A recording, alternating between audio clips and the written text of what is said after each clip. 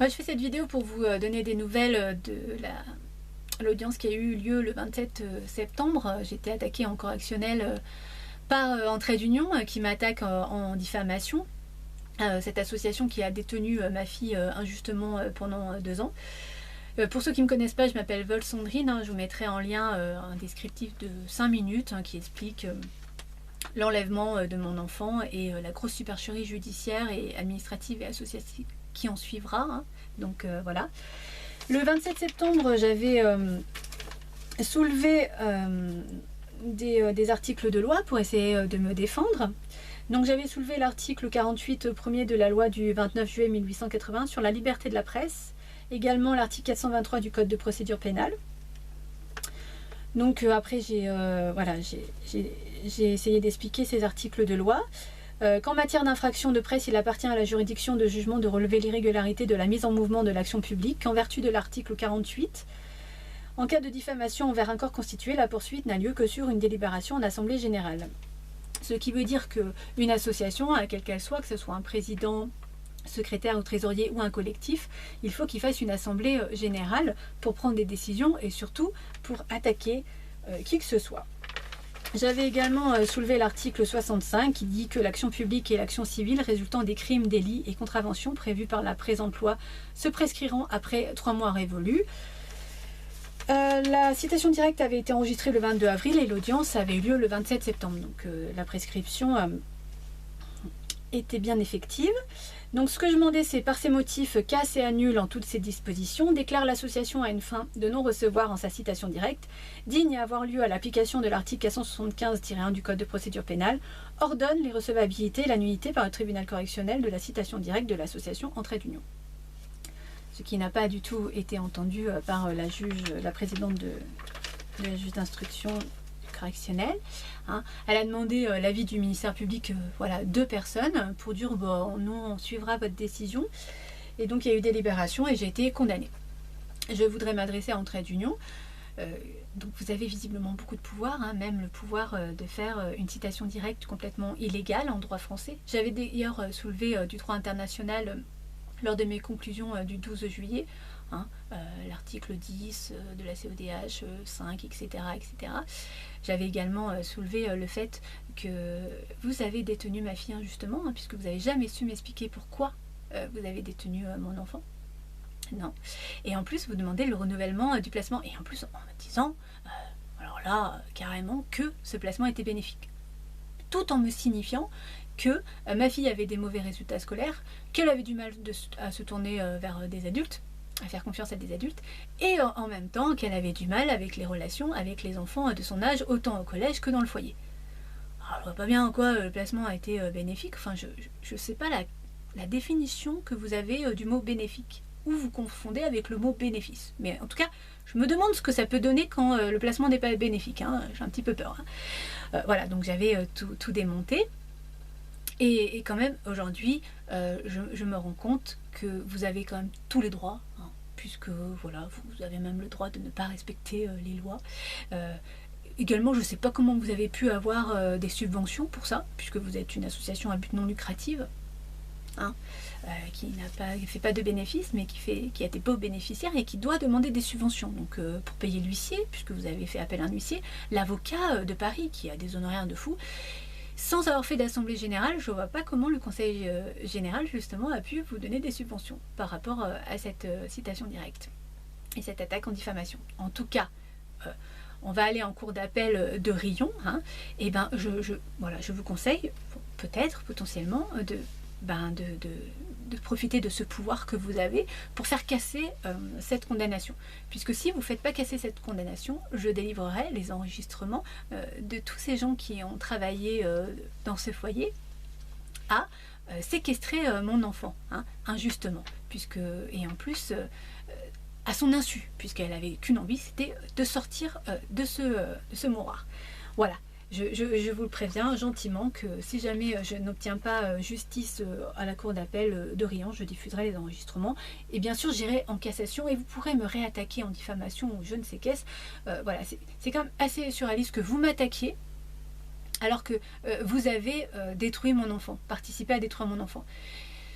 je vous trouve bien culotté. C'était quand même, voilà, c'est quand même à moi peut-être de vous attaquer, mais non, vous m'attaquez pour 5 phrases complètement puériles et futiles. Que d'ailleurs cette avocate de Paris extrapolera complètement, en plus sortira du contexte et voilà, fabulera, enfin tout ce que vous voulez. Voilà, je pense que vous avez mieux à faire. Hein. Justement, vous avez 60 établissements à vous occuper.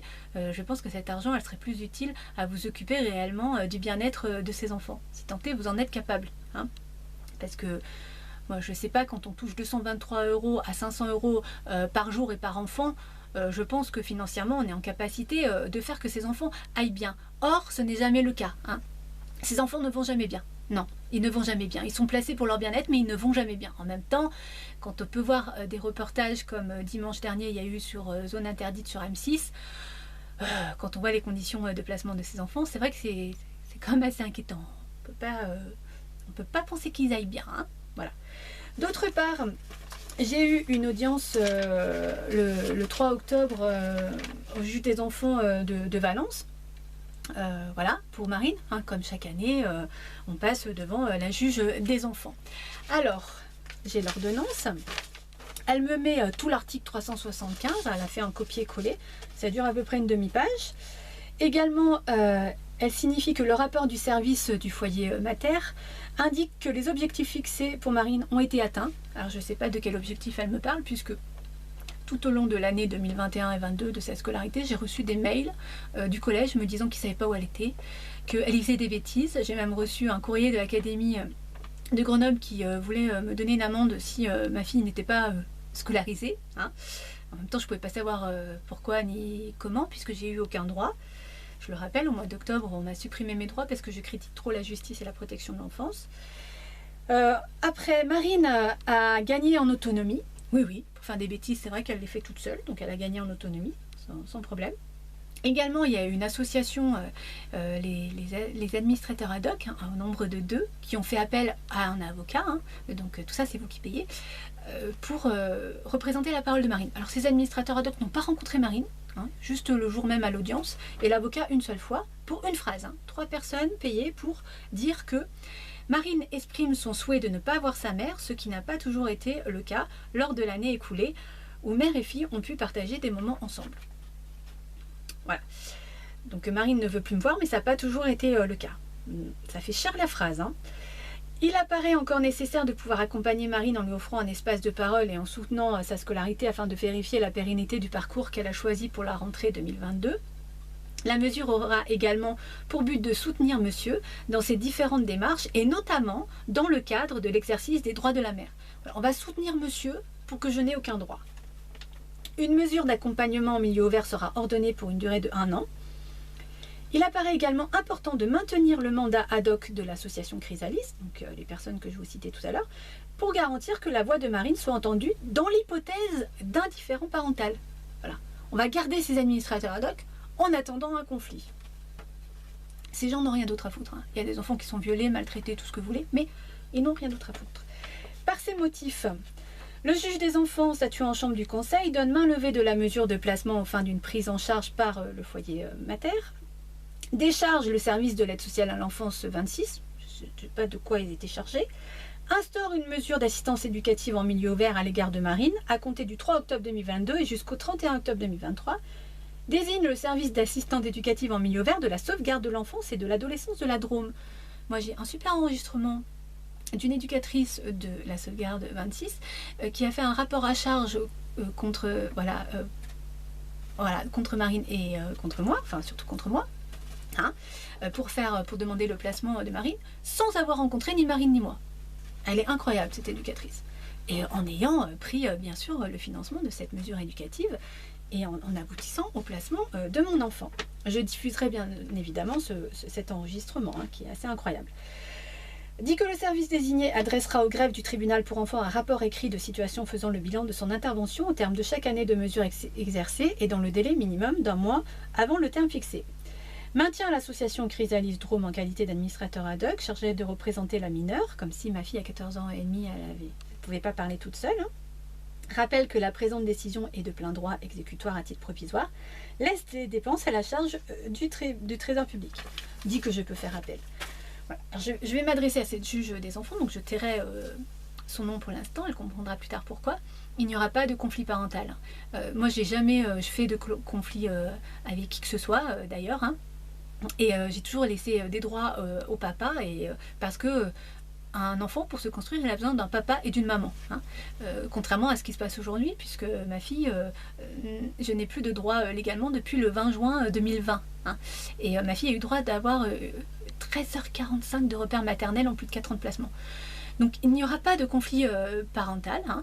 S'il arrive quelque chose à Marine, j'ai bien compris que vous essayez de vous protéger et que vous allez tout mettre sur le conflit parental, ce qui est fait depuis le début. Hein. Cette Natacha de l'AMO du Puy-en-Velay, voilà, a essayé de créer un conflit parental, l'a acerbé, etc. et a justifié d'une fusion en disant que j'étais trop proche de ma fille, donc que ma fille ne pouvait pas avoir de bonnes relations avec son père. Enfin bref. Et puis Madame Bergogneau a continué le travail, alors que c'était pas possible, hein, je l'ai déjà expliqué, puisque on n'habite pas dans le même département, on n'a pas les mêmes droits, et en plus je me suis fait usurper de mon autorité parentale par l'ASE, donc on pouvait même pas échanger de ça. Donc voilà. Mais là, vous attendez de justifier, si jamais il arrive quelque chose à ma fille, ce conflit parental. Moi, je vous le dis, s'il arrive quelque chose à ma fille, je vous attaquerai vous et la sauvegarde 26. Voilà. Mais pas le papa. Je n'ai rien contre lui, et au contraire, je suis assez rassurée aujourd'hui qu'elle soit sortie de ce foyer. Voilà. Donc, je voudrais aussi également dire à Thierry, qui continue à m'enlever mes prestations sociales, que il va obtenir gain de cause, hein, je vais être virée. Hein, donc je vais essayer de résumer assez rapidement pourquoi on m'enlève mes prestations sociales. J'ai essayé d'aller voir des élus du département pour demander des subventions, pour aider ses parents à sortir ses enfants de là, tout en les aidant psychologiquement, psychiatriquement, en faisant signifier leurs conclusions, en prenant des avocats, en mettant des tierces personnes de confiance, etc. Et tout ça, ça coûte énormément d'argent. Mais bon, en justifiant au département que les placements coûtent énormément d'argent et qu'en aidant ses parents correctement, hein, et ses enfants à retrouver une relation avec leurs parents, eh ben, on peut décharger le département financièrement et décharger la justice qui se dit surchargée. Bon, en même temps, elle est volontairement surchargée puisqu'elle prend même des citations directes illégales. Donc voilà, elle n'est pas tant surchargée que ça. Donc la réponse à cette demande de subvention a été non. Hein, et en plus, on m'a répondu que il fallait que j'arrête de vouloir faire quoi que ce soit. Hein, que c'était très bien comme ça. Et que si je m'arrêtais pas, on me mettrait par terre, dehors. Hein, enfin voilà, on me ferait taire. Donc on m'a enlevé mes prestations sociales. Ce Thierry, chef du service administratif et financier, qui n'a pas de numéro RCS, donc qui n'a pas d'identité juridique, qui ne peut pas le faire. Voilà. Alors j'essaye de récupérer mes droits. Bon, personne ne me répond, comme d'habitude, donc ils vont arriver à leur fin. De toute façon, on a décidé de me faire taire par tous les moyens possibles et imaginables. En tout cas, moi je m'en fous de finir dans un camping-car. Je ne serai pas responsable de ce qui va se passer par la suite. Voilà.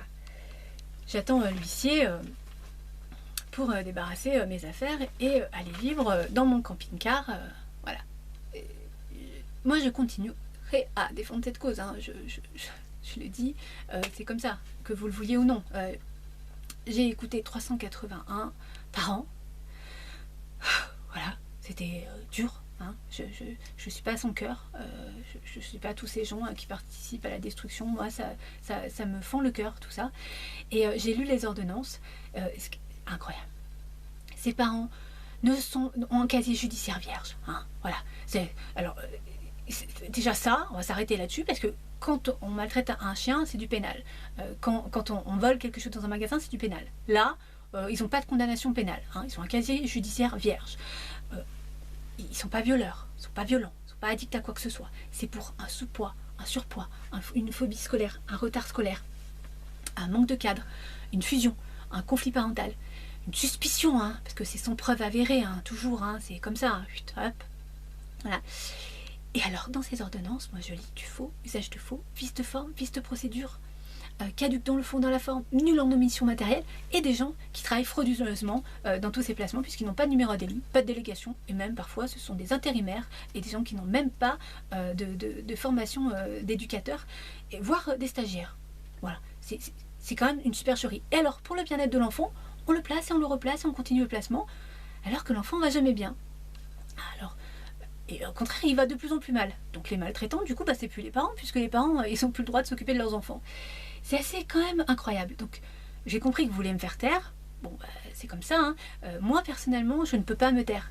Hein. J'ai une éthique, j'ai une morale. Et si je dois aller en prison parce que je défends cette cause, eh ben, tant pis. En même temps, je ne suis pas la seule à dire que ça ne marche pas, hein, la protection de l'enfance. Hein.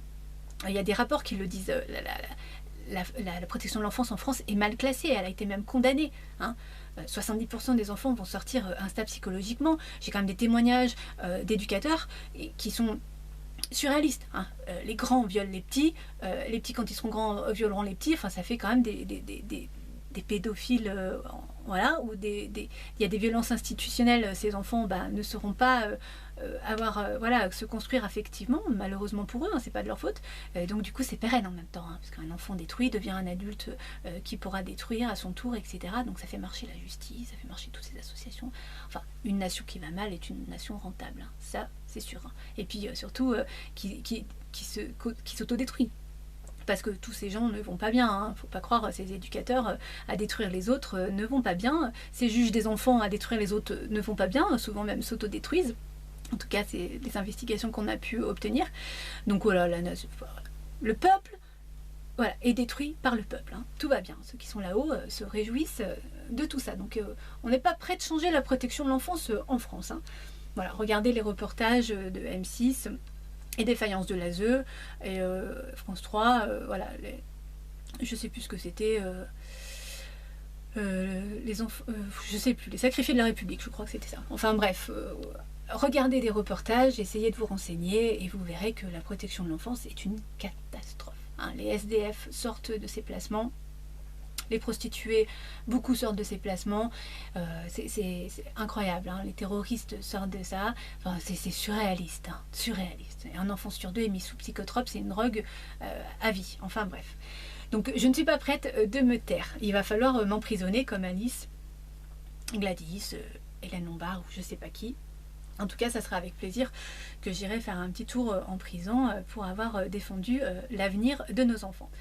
Je finirai bien évidemment cette vidéo par faire un message à Marine. Alors, bien sûr, on va continuer à déliter ce lien et à salir ce lien, hein, puisque c'est ce qu'ils savent faire de mieux. Puis, en même temps, ça permet que peut-être tu vas te tourner vers des mauvaises personnes, peut-être tu vas avoir un enfant, puisque on le sait, hein, les jeunes filles qui sont en manque affectif, en carence affective, souvent comblent cela en ayant des enfants. Et puis voilà, ça sera pérenne, hein, tu vas continuer à nourrir ce petit monde encore très longtemps. Et puis si jamais on peut me détruire au passage, on fera deux pierres deux coups.